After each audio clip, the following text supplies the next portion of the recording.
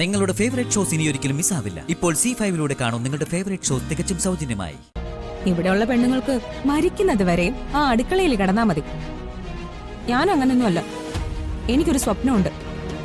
സിനിമയിൽ വേണ്ടത് ഗ്ലാമറാ. അത് ഞാൻ സൂക്ഷിച്ചല്ലേ പറ്റൂ.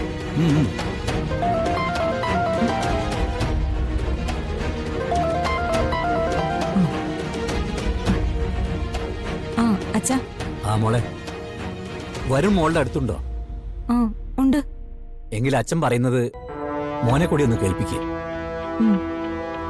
അച്ഛനത് സംസാരിക്കാനുണ്ടെന്ന്. ഞാൻ സ്പീക്കർ ഫോണിലിടാം. ഹലോ അച്ഛാ.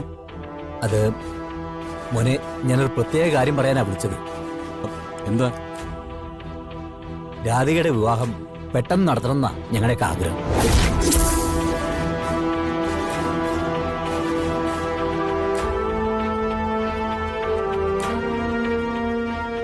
ഇന്ന് രാധികയെ കാണാൻ ഒരു പയ്യൻ വന്നിരുന്നു. പക്ഷെ ഒരു അബദ്ധം പറ്റി. ഏതോ ഒരുത്തൻ അവന്റെ അച്ഛനൊരു കൂട്ടു വേണമെന്നും പറഞ്ഞ് അയാളെയാണ് ചെറുക്കനാക്കി കൊണ്ടുവന്ന് മുന്നിലിരുത്തിയത്.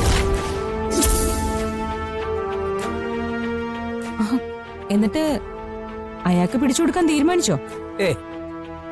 കാര്യം പറഞ്ഞപ്പോ ഞാൻ ഓടിച്ചു വിട്ടു.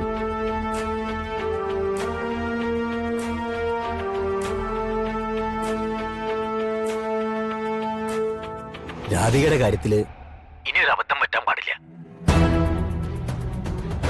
മോന്റെ അറിവില് നമ്മുടെ ചുറ്റുപാടുകൾക്ക് പറ്റിയ നല്ല പയ്യന്മാരാരെങ്കിലും ഉണ്ടെങ്കിൽ ഒന്ന് പറയണേ.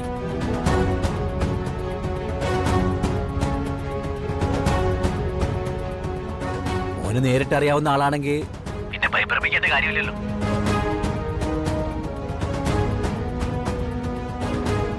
അല്ല, മോൻ കേൾക്കുന്നില്ലേ?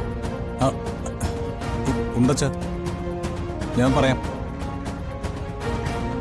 രാധികയുടെ കാര്യം കൂടി കഴിഞ്ഞാ എനിക്ക് കുറച്ച് മനസ്സമാധാനം. അതുകൊണ്ടാ. എന്നാ പിന്നെ അച്ഛൻ ഫോൺ വെച്ചോട്ടെ. ആ, മോന് സുഖാണല്ലോ അല്ലേ? ആ, സുഖാണ്. ആ, എന്നാ ശരി.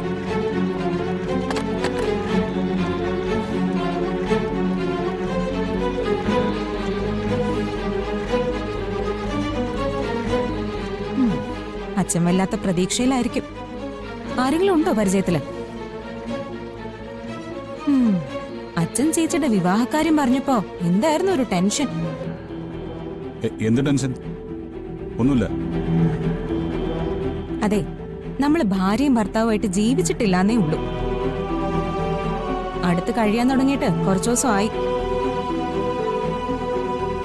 മുഖത്തെ മാറ്റങ്ങൾ കണ്ടാലേ എനിക്ക് ചിലതൊക്കെ ഊഹിച്ചെടുക്കാൻ പറ്റും. തന്റെ കഴിവുകളിൽ എനിക്ക് സംശയമൊന്നുമില്ല. പക്ഷേ എന്നെ കൂടുതൽ ടാർഗറ്റ് ചെയ്യാൻ നിൽക്കണ്ട.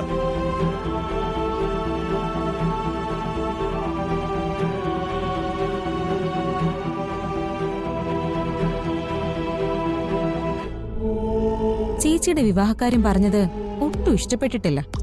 വന്ന ആൾ ഒഴിഞ്ഞു പോയിന്ന് പറഞ്ഞപ്പോ മുഖം തെളിഞ്ഞതും സത്യവും.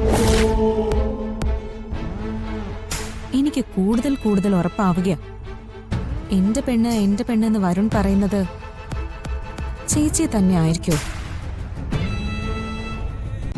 ഡൗൺലോഡ് ചെയ്യൂ C5 ആപ്പ്. കാണൂ എല്ലാ എപ്പിസോഡുകളും സൗജന്യമായി.